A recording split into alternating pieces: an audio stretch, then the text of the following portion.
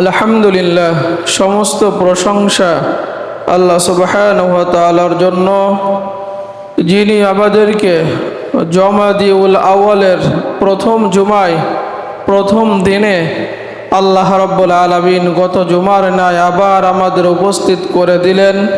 সেই মহান রব্বি কারিমের দরবারে উঁচু কণ্ঠে শুকরিয়া আদায় করি। আলহামদুলিল্লাহ। রব্বানা লাকাল হামদ হামদান কাসীরান তাইয়িবান মুবারাকান ফি ইয়া রব লাকাল হামদ কামা ইয়ানবাগি লিজালালি ওয়াজহিকা ওয়া লিআযীমি সুলতানিক। সম্মানিত ভাইরা আমার, আমরা মুহাম্মদুর রাসূলুল্লাহ সাল্লাল্লাহু আলাইহি সাল্লামের আদর্শ সূরা আহজাবের 21 নম্বর আয়াত থেকে আলোচনা শুনছিলাম। তার মধ্য থেকে আমরা বিশ্বনবীর 10টি আদর্শর কথা আমরা আলোচনা ধারাবাহিক শুনছিলাম। আজকে আমরা 5 নম্বর বিশ্বনবীর আদর্শ থেকে আমরা শুনব। যেহেতু আল্লাহ রাব্বুল আলামিন আমাদেরকে বিশ্বনবীর আদর্শ গ্রহণ করার নির্দেশ দিয়েছেন, আর বিশ্বনবীর আদর্শ হলো শ্রেষ্ঠ আদর্শ। আমরা গত জুমায় ধারাবাহিকভাবে মুহাম্মদুর রাসূলুল্লাহ সাল্লাল্লাহু আলাইহি সাল্লামের আদর্শের কথা শুনছিলাম। তার মধ্যে প্রথম আদর্শ ছিল বিশ্বনবী চরিত্রে আমাদেরকে চরিত্রবান হওয়া, কারণ বিশ্বনবী ছিলেন সর্বোত্তম চরিত্রর অধিকারী। এরপরে কোমল এবং দয়ালু হওয়া বিশ্বনবীর আদর্শ, বিশ্বস্ত ন্যায়পরায়ণ হওয়া। 4 নম্বর আমরা বলছিলাম ধৈর্যশীল হওয়া। আজকে আমরা 5 নম্বর থেকে আলোচনা শুনব ইনশাআল্লাহ। আল্লাহ রাব্বুল আলামিন কুরআনুল কারীমের মধ্যে বলেন, লাকাদ কানা লাকুম ফি রাসূলিল্লাহ উসওয়াতুন হাসানাহ লিমান কানা ইয়ারজুল্লাহ ওয়াল ইয়াউমাল আখির ওয়া যাকারাল্লাহা কাসীরা। যে তোমাদের জন্য গ্রহণযোগ্য উত্তম আদর্শ হলো মুহাম্মদুর রাসূলুল্লাহ সাল্লাল্লাহু আলাইহি ওয়াসাল্লাম। তোমরা যারা আখিরাত প্রত্যাশী, তোমরা যারা অধিক পানে আল্লাহ রাব্বুল আলামিনকে স্মরণ করতে চাও, আল্লাহকে ভালোবাসতে চাও, আল্লাহর ইবাদত করে তোমরা যারা জান্নাত পেতে চাও, তারাই বিশ্বনবীর আদর্শ গ্রহণ করো। বিশ্বনবীর আদর্শে তোমরা আদর্শবান হয়ে যাও, নতুবা আল্লাহর জান্নাতে যাওয়া যাবে না, আখেরাতে নাজাত পাওয়া যাবে না। তা আমরা 4টা বলছিলাম আজকে, তারপরে আমরা বলি 6 নম্বর হচ্ছে উদারতা। বিশ্বনবীর আর একটা আদর্শ মনের কি রাখা? উদারতা। নবীজি বলতেন, যারা উদার মনের মানুষ হয়, যাদের মনের মধ্যে উদারতা আছে, নবীজি বলেন ওই ব্যক্তিকে আল্লাহ রাব্বুল আলামিন অনেক সম্মান দান করেন, ওই ব্যক্তিকে আল্লাহ তাআলা অনেক সম্মানিত করেন। যারা উদার মনের মানুষ, মানুষের ভালোবাসা আল্লাহ রাব্বুল আলামিন প্রত্যেক মানুষের অন্তরের মধ্যে আল্লাহ তাআলা তার ভালোবাসার জায়গা তৈরি করে দেয়, তাকে প্রত্যেকটা জায়গায় মানুষ তাকে সম্মান করে, এই জন্য উদারতা হওয়া। এরপরে বিশ্বনবীর একটা আদর্শ ছিল যে বিশ্বনবী সর্বদা মানুষের সাথে যখন কথা বলতেন উত্তম ভাষায় কথা বলতেন, সর্বোত্তম ভাষা ব্যবহার করে নবীজি কথা বলতেন। তার বচন ভঙ্গি এটা ছিল না ভিন্ন রূপ। আমরা মানুষের সাথে তো কত পদের কথা বলি, কিন্তু বিশ্বনবী যখন মানুষের সাথে কথা বলতেন নম্র ভদ্র আদর্শ নিয়ে, তার বচন ভঙ্গি, তার ভাষার ভঙ্গি, তার প্রত্যেকটা শব্দ চয়ন একটা অন্য রকম ছিল। বিশ্বনবীর কথার মধ্যে 10টা বৈশিষ্ট্য ছিল। কয়টা? 10টা। 1 নম্বর বৈশিষ্ট্য কথাই ছিল সত্যবাদিতা। কি ছিল? সত্যবাদিতা। তার মানে ওই কথার মধ্যে কোনো ভেজাল।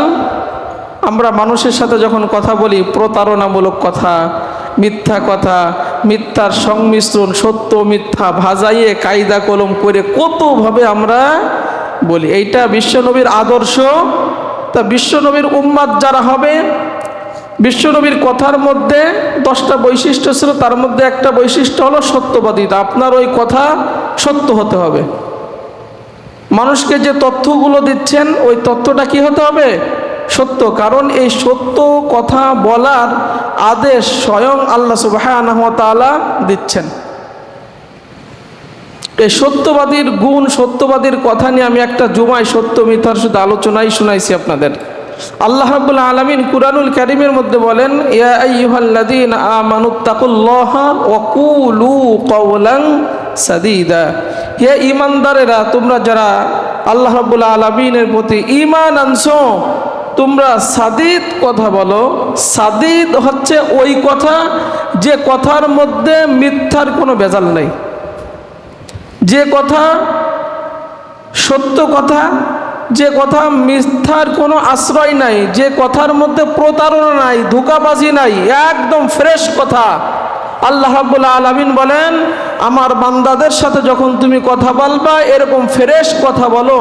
আমরা বললাম, আল্লাহ, আমরা যদি এই খাঁটি কথা বলি, ফ্রেশ কথা বলি, মিথ্যার আশ্রয় না নিয়ে আমাদের কি হবে? আল্লাহ রাব্বুল আলামিন বলেন, ইসলিহ লাকুম আমালাকুম, আমি আল্লাহ রাব্বুল আলামিন তোমাদের আমলগুলো সংশোধন করে দেব। আমরা আমাদের কাজের মধ্যে, আমলের মধ্যে অনেক ভুল হয় না? এই যে ভুল হওয়ার যে গুনাহ হয়, এই সাদিদ কথা, খাঁটি কথা বলার কারণে আল্লাহ রাব্বুল আলামিন ওই আমলের মধ্যে, আমার কাজের মধ্যে যে সমস্ত ভুল হয়, আল্লাহ রাব্বুল আলামিন এই সাদিদ কথা, খাঁটি কথা বলার কারণে আল্লাহ সব মাফ করে দেয়। ওয়াগফির লাকুম যুনুবাকুম, এবং এই খাঁটি কথা বলার কারণে, তুমি এই সাদিদ কথা বলার কারণে তোমার আমলনামায় যত গুনাহ আছে, আমি রব্বুল আলামিন ওই বৈশিষ্ট্যটা যদি তোমার মধ্যে থাকে, আমি রব্বুল আলামিন তোমার জীবনে সব গুনাহ মাফ করে দিব। সুবহানাল্লাহ, সুবহানাল্লাহ। চিন্তা করছেন? আল্লাহু গফুরুর রহিম। এজন্য বিশ্বনবীর কথার যে বৈশিষ্ট্য ছিল, তার মধ্যে 1 নাম্বার বৈশিষ্ট্য ছিল সত্যবাদিতা। তার মানে বিশ্বনবীর এই আদর্শ আমাদের গ্রহণ করতে হবে। 2 নাম্বার বৈশিষ্ট্য হলো, বিশ্বনবী যখন কথা বলতেন স্পষ্ট কথা বলতেন, মানুষ যাতে বুঝতে পারে এরকমভাবে বিশ্বনবী কি বলতেন? কথা বলতেন। এরপরে 3 নাম্বার বৈশিষ্ট্য স্থিরতা। নবীজি যখন কথা বলতেন মানুষের সাথে ধীর স্থিরভাবে মানুষের সাথে কথা বলতেন, ধীর স্থিরভাবে মানুষের সাথে কথা বলতেন। 4 নাম্বার বৈশিষ্ট্য হলো নবীজির কথার মধ্যে মিষ্টতা, মানে কথার মধ্যে মিষ্টি মিষ্টি থাকতো, মানুষ অধৈর্য হতো না। নবীজির কথা মানুষ শুধু শুনতে চাইতো, ভালো লাগার মতো। মিষ্টি যেরকম আমাদের খাইতে ভাল লাগে, নবীজির কথাও শুনতে এরকম ভাল লাগতো মানুষের। কাফের বেঈমানেরাও বিশ্ব নবীর কথাগুলো মনোযোগ দিয়ে শুনতেন, খুব মনোযোগ দিয়ে। কাফের বেঈমানেরাও মুহাম্মদুর রাসূলুল্লাহ সাল্লাল্লাহু আলাইহি সাল্লামের কথাগুলো শুনতে এত মিষ্টতা নিয়ে নবীজি কথা বলতেন। 4 নাম্বার, নবীজির কথার মধ্যে ছিল শালীনতা, মানে অশ্লীল কথা নবীজি কখনো বলতেন না। সব শ্রেণীর মানুষ নবীজির কথা শুনতে পেত। আমরা এমন এমন কথা বলি যে ছোট, আমরা বলি এই কথা এই বাচ্চাদের সামনে বলা যাবে না, এই কথা মুরব্বীদের সামনে বলা যাবে না। তা আমাদের কথার মধ্যে কোনো শালীনতা নাই। এজন্য আমাদের কথার মধ্যেও শালীনতা থাকতে হবে। 6 নাম্বার বিশ্বনবীর কথার বৈশিষ্ট্য ছিল বিশুদ্ধতা। 7 নাম্বার বিশ্বনবীর কথা ছিল হৃদয় গ্রহিতা। তার মানে নবী যখন কথা বলতেন মানুষের হৃদয় গেঁথে যেত, অন্তরের মধ্যে ঢুকে যেত, অন্তরে দাগ কেটে যেত, এত সুন্দরভাবে নবীজি কথা বলতেন। এরপরে 8 নাম্বার নবীজির কথার বৈশিষ্ট্য ছিল বাহুল্য মুক্ত। তার মানে অনর্থক অপ্রয়োজনীয় কথা নবীজি কখনো, আমরা যেটা প্রয়োজন না অনর্থক কথা এটা আমরা বলি না, এটা আমরা বলি, এটা আমাদের পরিহার করতে হবে। কারণ আল্লাহ রাব্বুল আলামিন বলেন, ক্বাদ আফলাহাল মুমিনুন ওয়াল্লাযীনা হুম ফি সলাতিহিম খাশিউন ওয়াল্লাযীনা হুম আনিল লাগবি মুরিদুন।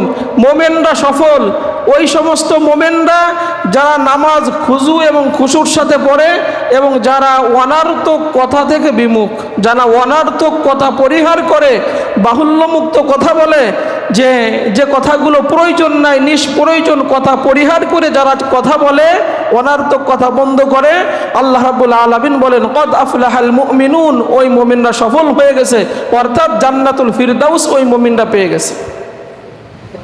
এটা বিশ্ব নবীর বৈশিষ্ট্য। হযরত লুকমান আলাইহিস সালামকে জিজ্ঞাসা করা হলো যে আপনি এত বুজুর্গ লাভ কেমনে করলেন, এত বুজুর্গ লাভ আপনি কেমনে করলেন যে আল্লাহ রাব্বুল আলামিন আপনাকে এত সম্মান দিছেন, এতটা সম্মান দিছেন, অথচ তিনি সমাজের কোনো গুনার মধ্যে লোক না।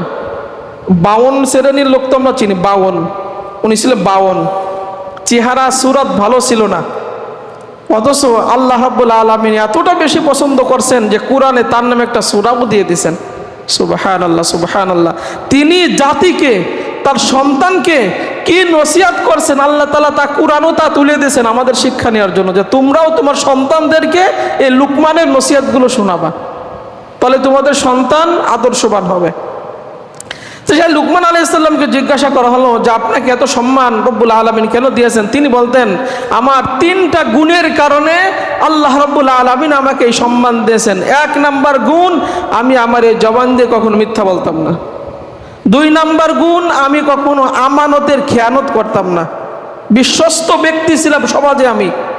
3 নাম্বার গুণ, আমি অপ্রয়োজনীয় অনার্থক কথা আমি বলতাম না কখনো।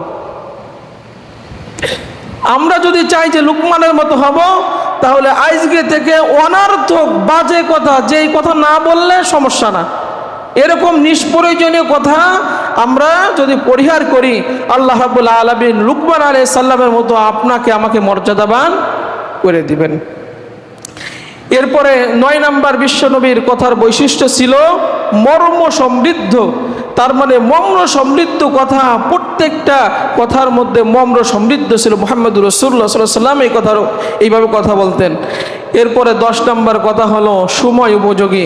সময়ের দিকে খেয়াল করে নবীজি কথা বলতেন, যে আমি যে কথাটা বলতে চাচ্ছি, শ্রোতা বা আমার যে কথা যাকে আমি বলতে চাচ্ছি, সময়ের দিকে খেয়াল করে নবীজি কথা বলতেন, যে সে বিরক্ত না হয়, তার সময় লস হচ্ছে কিনা, বা সে আমার এই কথা শুনতে আগ্রহী কিনা, এই নানা দিক চিন্তা করে মুহাম্মদুর রাসূলুল্লাহ সাল্লাল্লাহু আলাইহি সাল্লাম মানুষের সাথে কথা বলতেন। এই জন্য বিশ্বনবী ছিলেন উত্তম ভাষাভাষী, মানুষের সাথে উত্তমভাবে কথা বলতেন। আর এই কথার মধ্যেই 10টা বৈশিষ্ট্য, আমাদেরও কথার মধ্যে বিশ্বনবীর এই 10টা বৈশিষ্ট্য আনতে হবে।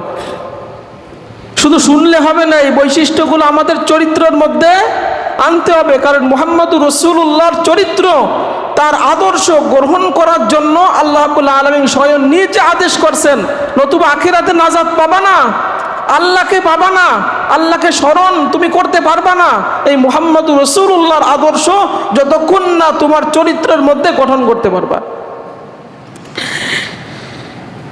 এরপরে মুহাম্মদুর রাসূলুল্লাহ সাল্লাল্লাহু আলাইহি সাল্লাম সর্বদা 8 নাম্বার বিশ্বনবীর আদর্শ, সর্বদা তিনি আল্লাহ রাব্বুল আলামিনের উপর পূর্ণ আস্থাশীল ছিলেন। প্রত্যেকটা কাজে কর্মে, প্রত্যেকটা বিপদ আপদে সর্বদা তিনি আল্লাহ রাব্বুল আলামিনের উপর পূর্ণ আস্থাশীল ছিলেন, যে আল্লাহই আমার জন্য যথেষ্ট। যেরকম আবু বকরকে নিয়ে যখন হিজরত করে পাহাড়ের গুহার মধ্যে চলে গেলেন, কাফেররা ধরে ফেলবে, নবীজি বিচলিত হন নাই। আবু বকরকে নবীজি সান্ত্বনা দিয়েছেন, লা তাহজান ইন্নাল্লাহ মা'না, ভয় পেও না, আমাদের সাথে আছেন কে। পূর্ণ আস্থা ছিল ওই কঠিন মুহূর্তে। চিন্তা করেন, তার বিশ্বনবীর আরো একটা আদর্শ হলো যে আপনি কঠিন মুহূর্তে থাকলেও ওই সময় আল্লাহর উপর পূর্ণ আস্থাশীল যদি হন, যে আল্লাহ আমার জন্য যথেষ্ট, এই বিপদের মুখ থেকে আল্লাহ রাব্বুল আলামিন ছাড়া আমাকে কেউ উদ্ধার করতে পারে না, আমি পূর্ণ আল্লাহর উপর তাওয়াক্কুল করলাম। আল্লাহ রাব্বুল আলামিন বলেন, বান্দারে তোর জন্য আমি যথেষ্ট হয়ে গেলাম। সুবহানাল্লাহ, সুবহানাল্লাহ। কুরআন বলে ওয়ামাই ইয়াতাওয়াক্কাল আলাল্লাহি ফাহুয়া হাসবু, যে ব্যক্তি আল্লাহর উপর তাওয়াক্কুল করে আল্লাহ তার জন্য যথেষ্ট। আপনার রিজকের অভাব, আপনি দারিদ্র ব্যক্তি, আল্লাহর উপর ভরসা করেন। আল্লাহ রাব্বুল আলামিন বলেন, পাখিকুলের দিকে তাকিয়ে দেখো, আমার উপর ভরসা করে সকালবেলা খালি পেটে বের হয়ে যায়, সন্ধ্যার সময় উদর পূর্তি করে পেট ভরে আমি রব্বুল আলামিন আপন আপন বাসায় পাখিদের ফিরাইয়া দিই। তারা তো আমার উপর ভরসা করে থাকে। সমস্ত পাখিকুল, পশুকুল, এই যে তোমরা যে গভীর সমুদ্রে মাছগুলো দেখো, প্রত্যেকটা প্রাণী আমার উপর ভরসা করে চলে। আমি আল্লাহ রাব্বুল আলামিন তাদের কি না খাওয়াই মারছি? রিস্কের মালিককে। এই জন্য প্রত্যেকটা জায়গা, প্রত্যেকটা মুহূর্তে আমরা ভরসা করব কার উপরে? আল্লাহ রাব্বুল আলামিনের উপরে। এই জন্য দোয়া করবেন, রব্বানা আলাইকা তাওয়াক্কালনা ওয়া ইলাইকা আনাবনা ওয়া ইলাইকাল মাসির। আল্লাহ, আপনার উপর আমরা ভরসা রাখি, আপনার কাছেই তো আমাদের ফিরে যেতে হবে। আল্লাহ রাব্বুল আলামিন বলেন, বান্দারে, ওয়া মান ইয়াতাওয়াক্কাল আলাল্লাহি ফাহুয়া হাসবু, আমার উপর যখন তুমি ভরসা করো আমি তোমার জন্য যথেষ্ট হয়ে যাই। ওয়া আলাল্লাহি ফালিয়াতাওয়াক্কালিল মুমিনুন, আর মুমিনদের উচিত ভরসা করা কার উপরে? প্রত্যেকটা জায়গায় আপনি আজকে থেকে বিশ্বনবীর চরিত্র হলো, যত কঠিন মুহূর্ত আসুক না কেন সব সময় আল্লাহর উপরে কি রাখা। আর যারা আল্লাহর উপর ভরসা রাখে এরকম 70,000 ব্যক্তিকে আল্লাহ রাব্বুল আলামিন বিনা হিসেবে জান্নাত দিয়ে দিবেন। সুবহানাল্লাহ, সুবহানাল্লাহ। তার মানে দুনিয়াতে যারা আল্লাহর উপর ভরসা করে চলতো, একমাত্র আল্লাহর উপর ভরসা করে চলতো সর্বহালাতে, এরকম 70,000 লোককে আল্লাহ রাব্বুল আলামিন তাদের কোনো হিসাব দিবেন না, বিনা হিসাবে পুলসিরাত পার করায় জান্নাত দিয়ে দিবেন। সুবহানাল্লাহ, সুবহানাল্লাহ।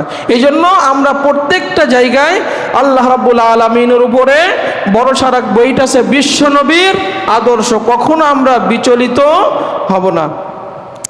এরপরে 9 নম্বর বিশ্বনবীর আদর্শ হলো মধ্যম পন্থা অবলম্বন করা। খেয়াল করেন, প্রত্যেকটা জায়গায় কাজ কর্মে আমাদের কি করতে হবে? মধ্যম পন্থা অবলম্বন আমাদের করতে হবে প্রত্যেকটা জায়গায়।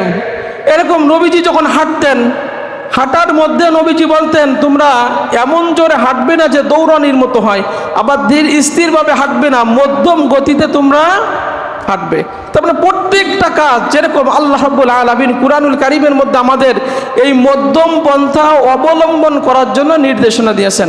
সূরা বনি ইসরাঈলের 110 নম্বর আয়াতে আল্লাহ রাব্বুল আলামিন বলেন, ওয়ালা তাজহার বিসলাতিকা ওয়ালা তুখাফিত বিহা ওয়াবতাগি বাইনা যালিকা সাবিলা, যে তোমরা যখন নামাজে কিরাত পড়ো এমন উঁচু কণ্ঠে পড়বে না এবং এত নিচু স্বরে পড়বে না, মধ্যম আওয়াজে তোমরা কি করবে? এই নামাজে তোমাদের তিলাওয়াতগুলো করবে, মধ্যম পন্থা অবলম্বন করবে। কারণ নবীজি বলতেন, মধ্যম পন্থা অবলম্বন করা, স্থিরতা, দৃঢ়তা, উত্তম চরিত্র, এইটা নবুয়তের 24 ভাগের 1 ভাগ। নবীকে যে আল্লাহ তাআলা নবুয়ত দিয়েছেন তার 24 ভাগের 1 ভাগ হলো প্রত্যেকটা কাজে মধ্যম পন্থা অবলম্বন করা। মানে মধ্যম পন্থা, একেবারে তাড়াহুড়াও না, একেবারে ধীর স্থিরও না, মানে মধ্যম গতিতে প্রত্যেকটা আপনি যাই করেন না কেন এই মধ্যম পন্থা অবলম্বন করা, এইটা নবুয়তের 24 ভাগের কয় ভাগ? তার মানে নবীজি যে নবুয়তি দায়িত্ব পালন করছেন, আপনি যদি মধ্যম পন্থা অবলম্বন করেন প্রত্যেকটা জায়গায়, তাহলে নবুয়তের 24 ভাগের 1 ভাগের দায়িত্ব পালন করার সওয়াব আল্লাহ রাব্বুল আলামিন আপনার আমলনামায় দিয়ে দিবেন। নবীজি বলতেন, দিনকে সহজ করো, কঠিন করো না। মানুষকে সুসংবাদ দাও, দুঃসংবাদ দিও না। সকাল সন্ধ্যা আল্লাহর ইবাদত করো, রাতের কিছু অংশ জেগে আল্লাহর ইবাদত করো। মধ্যম পন্থা অবলম্বন করো, মধ্যম পন্থা অবলম্বন করো, তাহলে সুনির্দিষ্ট জায়গায়, তোমার চাহিদা মতো জায়গায় আল্লাহ রাব্বুল আলামিন তোমাকে পৌঁছাই দেবেন। সুবহানাল্লাহ, সুবহানাল্লাহ। নবীজি বলতেন, শোনো, যারা মধ্যম পন্থা অবলম্বন করে ওই ব্যক্তি কখনো দারিদ্র হবে না, ওই ব্যক্তিকে কখনো অভাব অনাটন স্পর্শ কখনো করবে না। হযরত আবু হুরায়রা রাদিয়াল্লাহু তাআলা আনহু থেকে একটা হাদিস আসছে, নবীজি বলেন এক ব্যক্তিকে, হযরত আবু হুরায়রা বলেন, আমি নিজ কানে শুনেছি যে নবীজি এক ব্যক্তি, এক সাহাবীকে ডেকে বলতেছেন, শোনো, কোনো ব্যক্তি তার নেক আমল দিয়ে জান্নাতে যাবে না। খেয়াল করেন, কোনো ব্যক্তি তার নেক আমল দিয়ে জান্নাতে যেতে পারবে না যদি আল্লাহ তার প্রতি দয়া না করে। কথাটা বুঝতেছেন? আমার আপনার নেক আমল দিয়ে আমরা জান্নাতে যেতে পারবো না যদি আল্লাহ দয়া না করে। পরক্ষণে ওই ব্যক্তি আবার প্রশ্ন করলে, ইয়া রাসূলুল্লাহ সাল্লাল্লাহু আলাইহি সাল্লাম, আপনিও কি আল্লাহর জান্নাতে যেতে পারবেন না? নবীজি বলেন, আমি নবীও আল্লাহর জান্নাতে যেতে পারবো না যদি আল্লাহ আমার প্রতি দয়া না করে। চিন্তা করছেন কত বড় কথা? কাজেই তোমরা মধ্যম পন্থা অবলম্বন করো, আল্লাহর সান্নিধ্য লাভের চেষ্টা চালিয়ে যাও। আর তোমরা কখনো মৃত্যু কামনা করবে না। যদি হায়াত তোমার লম্বা হয়, তুমি যদি নেককার ব্যক্তি হও, তোমার নেক আমল বাড়বে। আর তুমি যদি খারাপ মানুষ হও, তওবা করার সুযোগ তোমার আসবে। এখান থেকে হাদিস থেকে আমরা যেটা মধ্যম পন্থার হাদিসটা নিয়ে আসলাম, প্রথম যে কথাটা অনেক হতাশ হয়েছেন যে নেক আমল দিয়ে জান্নাতে যেতে পারবো না, তাহলে নামাজ পড়ার কি দরকার? কারণ নামাজ তো পড়ি নেক আমল কামাই করার জন্য। আল্লাহর দয়া যদি না থাকে, আল্লাহ রাব্বুল আলামিন কিয়ামতের ময়দানে কোন এক আমলদার ব্যক্তিকে বলবেন, যাও আমার দয়ায় তোমাকে জান্নাত দিয়ে দিলাম। ওই ব্যক্তি বলবে, আল্লাহ আপনার দয়ায় জান্নাতে যেতে চাই না, আমি আমার আমলের নেক আমলের বিনিময়, ইবাদতের বিনিময় আমি জান্নাত চাই। আল্লাহ রাব্বুল আলামিন বান্দাকে বোঝানোর জন্য বলবে, ফেরেশতারা জাহান্নামের কিনারা দিয়ে আমার এই বান্দার একটু হাঁটাই নিয়ে। এই বান্দাকে যখন জাহান্নামের কিনারেতে হাঁটাই নিয়ে আসবে, জাহান্নামের উত্তাপে গরমে তার কলিজা ফেটে যা উপক্রম হবে, শুধু পানি পানি বলে চিৎকার মারবে। চৈত্র মাসের অবস্থা তো আমরা দেখি কি অবস্থা। আর জাহান্নামের তাপ তো বোঝেন, একদম সাইড দিয়ে হাঁটাই নিয়ে যাচ্ছে। তখন ফেরেশতা বলবে, তোমাকে পানি দিতে পারি, শর্ত হচ্ছে তোমার আমলনামায় যত নেক আছে সব দিয়ে দিতে হবে। ওই ব্যক্তি তার জীবন বাঁচানোর জন্য বলবে, আমরা যেরকম অতিষ্ঠ হয়ে বলি যে যত টাকা লাগে এই লোককে বাঁচাতে হবে, এর চিকিৎসা করতে হবে, এরকম বলি না আমরা অনেক সময়? ওই ব্যক্তি তখন বলবে, জীবন আগে বাঁচুক, এক গ্লাস পানি আগে জীবন বাঁচাইনি, তার জীবনের কষ্টের বিনিময় সারা জীবনের নেক আমল এক গ্লাস পানিতে ক্রয় করে নেবে। তখন সে আমল শূন্য। আল্লাহ বলবে, তোমার আমলে নেক নাই, তুমি জাহান্নামে চলে যাও। ওই বান্দার আকেল খুলে যাবে, বুঝতে পারবে যে আল্লাহ আপনার দয়াই ছাড়া আমরা কেউ আপনার জান্নাতে যেতে পারবো না।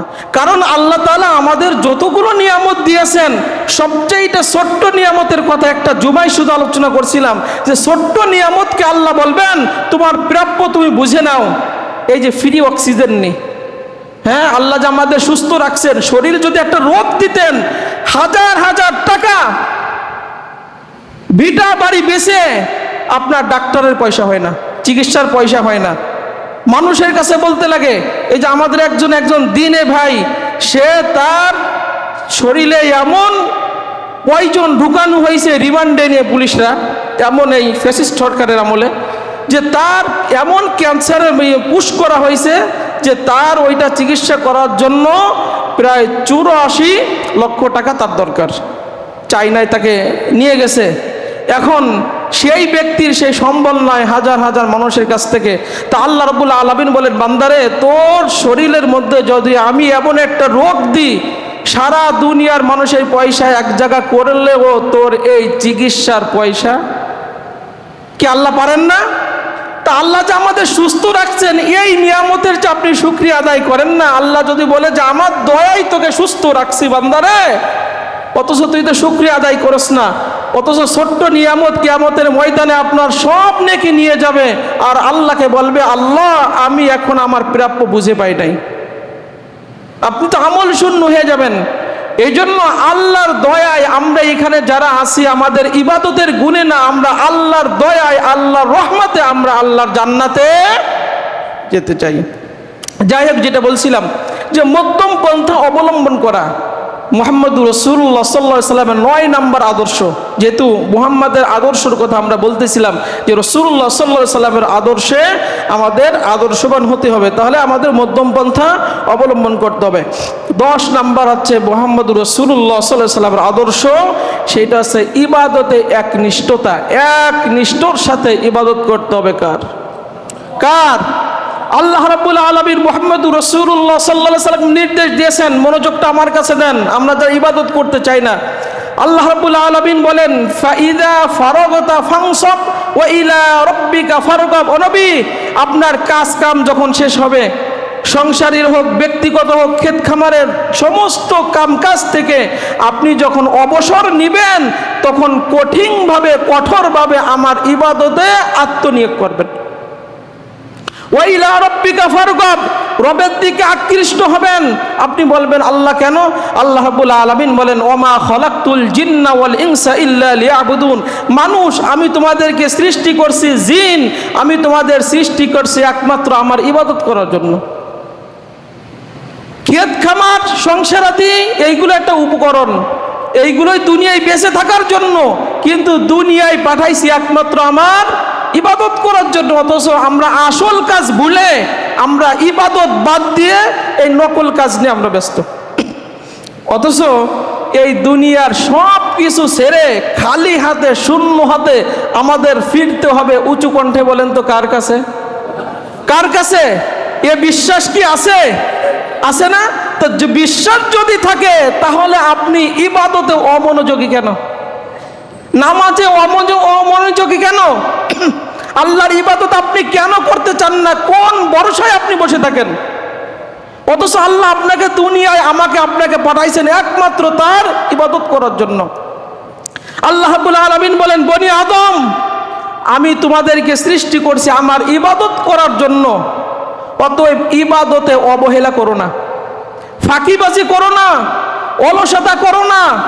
রিজিকের পিছনে ছুটতে ছুটতে নামাজের সময় হয় না, ইবাদত করার সময় হয় না, সিজদা দেওয়ার সময় হয় না। অথচ রিজিকের মালিক হচ্ছে আমি আল্লাহ। রিজিক তালাশ করো না, আমি আল্লাহকে তালাশ করো। আমি আল্লাহকে যদি পেয়ে যাও, দুনিয়া সব তুমি পেয়ে যাবা। আর আমি আল্লাহকে যদি তুমি না পাও, সমস্ত কল্যাণ থেকে তুমি বঞ্চিত হবা।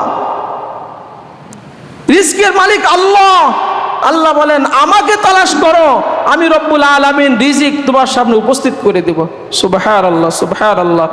এই জন্য আল্লাহ রাব্বুল আলামিন বলেন যে হে বনি আদম, তোমরা আমার ইবাদতে মনোযোগ দাও, আমাকে ভুলে যেও না। আমি যে উদ্দেশ্যে তোমাদের পাঠিয়েছি দুনিয়াতে, আমার ইবাদতে আত্মনিয়োগ করো, ইবাদতে মনোযোগী হও।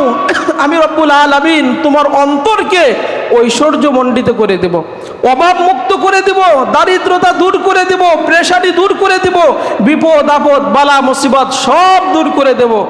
আর আমার ইবাদতে যদি অবহেলা করো, তাহলে জীবনে তোমার দারিদ্রতা, অভাব অনাটন, বিপদ আপদ দূর হবে না। তোমার অন্তরকে আমি রব্বুল আলামিন পেরেশানিতে ভরপুর করে দেব, কর্মব্যস্ততায় তোমার দুই হাত ভরে দেব। আজকে আপনি দেখেন যারা দুনিয়ামুখী, আল্লাহর ইবাদতে গাফেল, তাদের কর্মব্যস্ততা জীবনে শেষ হয় না, তাদের কাজ শেষ হয় না, তাদের বিপদ আপদ শেষ হয় না। হাদিস বলে আল্লাহ তাআলা তার দুই চোখের সামনে বিপদ আপদ বালা মুসিবত অশান্তি অকল্যাণ অমঙ্গল সব দুই চোখের সামনে ঝুলাই রাখে, যেদিকে তাকায় ওইগুলো দেখে। এই জন্য 1000 টাকা কামাই করলেও তার জীবনে সমস্যা শেষ নেই। বিল্ডিং এর মধ্যে থাকলেও, এসির মধ্যে থাকলেও তার প্রেশানির শেষ নাই, তার সমস্যার শেষ নাই। তাহলে বোঝা যাবে ওই ব্যক্তিটা ইবাদতে অমনোযোগী। এক ব্যক্তি এসে মুহাম্মদুর রাসূলুল্লাহ সাল্লাল্লাহু আলাইহি সাল্লামকে জিজ্ঞাসা করলেন, ইয়া রাসূলুল্লাহ, আমি সহজে আল্লাহর জান্নাতে যেতে চাই, এমন একটা আমল আমার বাতায়া দেন। নবীজি বলেন যে শোনো, তুমি এক নিষ্ঠার সাথে আল্লাহর ইবাদত করো, আল্লাহর সাথে কাউকে শরীক করো না, নামাজ পড়ো, যাকাত দাও, আত্মীয়তার সম্পর্ক বজায় রাখো। মুহাম্মদুর রাসূলুল্লাহ সাল্লাল্লাহু আলাইহি সাল্লাম বলেন এই কাজগুলো তুমি করো, তাহলে আল্লাহ রাব্বুল আলামিন তোমাকে জান্নাত দিয়ে দেবে। নবীজি হযরত মুয়াজকে ডাকলেন। নবী আর মুয়াজ একই উটের পিঠে, বলতেছেন মুয়াজ, 3 বার মুয়াজকে ডাকলেন। মুয়াজ 3 বার বলেন ইয়া রাসূলুল্লাহ, আমি হাজির। বললেন তুমি কি জানো যে বান্দার উপরে আল্লাহর কি হক আছে?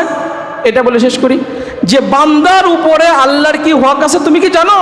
মুয়াজ বলেন আল্লাহ এবং আল্লাহ রাসূল ভালো জানেন। নবীজি বলেন বান্দার উপর আল্লাহর হক হচ্ছে ওই বান্দা একমাত্র ইবাদত করবে কার? আল্লাহ ইবাদতের জন্য দুনিয়ায় পাঠিয়েছেন। বান্দার উপর আল্লাহর হক হচ্ছে বান্দাকে আল্লাহ বানিয়েছেন, বান্দা আল্লাহর কাছে ফিরে যাবে। এই জন্য বান্দা এক নিষ্ঠার সাথে আল্লাহর ইবাদত করবে, তার সাথে কাউকে শরীক করবে না। এরপরে আবার জিজ্ঞাসা করলেন মুয়াজ, তুমি কি জানো আল্লাহর উপরে বান্দার কি হক আছে? মুয়াজ বলেন, আল্লাহ এবং তার রাসূল ভালো জানেন। মুহাম্মদুর রাসূলুল্লাহ সাল্লাল্লাহু আলাইহি ওয়াসাল্লাম বলেন, আল্লাহর উপরে বান্দার হক হলো যে বান্দা আল্লাহর ইবাদত করবে, তার সাথে শরীক স্থাপন করবে না, ওই ব্যক্তি শরীরকে আল্লাহ জাহান্নামের আগুনে পোড়াবেন না। এই জন্য সম্মানিত ভাইরা আমার, আমরা ইবাদতকে ভুলে না যাই, আল্লাহর ইবাদতে মনোযোগী হই। যে যেখানে থাকি না কেন, যে কোনো সময় কবরে চলে যেতে হবে। যা আপনি করতেছেন বাড়ি গাড়ি করার জন্য, ওই বাড়ি গাড়ি ফেলে রেখে যেতে হবে। সন্তানাদির জন্য যা করতেছেন, সন্তানাদি আপনার 4 আনা পয়সা উপকার আসবে না। এই জন্য ইবাদত বাদ দিয়ে দুনিয়ার কোনো কাজ করা যাবে। যদি আপনি জ্ঞানী হয়ে থাকেন, মৃত্যু যদি, কবরের কথা যদি আপনার কলিজার মধ্যে থাকে, আল্লাহর কাছে যদি উপস্থিত হতে হয়, এই মানসিকতা যদি আপনি বিশ্বাস করেন, তাহলে আজকে থেকে আল্লাহর ইবাদত ছেড়ে দেওয়া যাবে। মানবেন তো ইনশাআল্লাহ? আল্লাহ রাব্বুল আলামিন আমাদের সবাইকে আল্লাহর খাঁটি বান্দা হওয়ার তৌফিক দান করুক। আমরা বলি আমিন।